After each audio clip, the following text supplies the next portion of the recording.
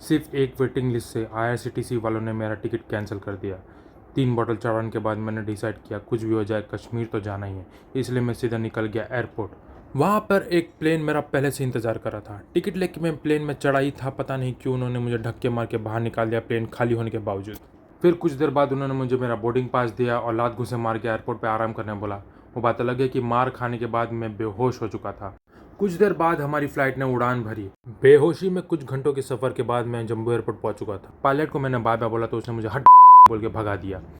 लात घुसों का दर्द मिटाने के लिए मैंने जम्मू के मार्केट में 3 ग्लास दूध पिया। फिर आगे बढ़ा ही था कि मुझे एक तिजोरी में कुछ गोलगप्पे दिखाई दिए। होटल के रास्ते में मुझे एक फ़ोटो स्टूडियो दिखाई दिया जहाँ पे लोग जम्मू में स्विट्ज़रलैंड के फ़ोटो एडिट करवा रहे थे। सुबह उठते ही मैंने एक फेक ट्रांजिशन वीडियो बनाने की कोशिश की। फिर फाइनली कश्मीर के ट्रिप के लिए निकल गया।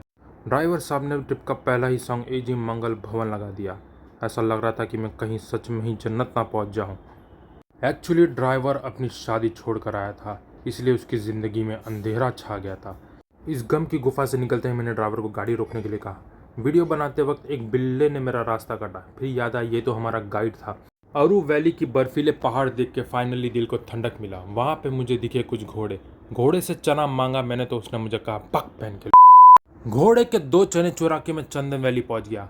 फिर वहाँ पे अचानक से स्नोफॉल शुरू हो गया। भूख लगने की वजह से मैंने स्नो खाने की कोशिश की, पर काला खट्टा फ्लेवर की काफ़ी कमी महसूस हो रही थी। बेस्वाद मुंह से वहाँ से निकले ही थे कि तालियों की आवाज़ से पता चला कि आगे छक्का जाम हुआ पड़ा है। स्नोफॉल होने की वजह से बेताब वैली में बेतहाशा ठंडी बढ़ चुकी थी।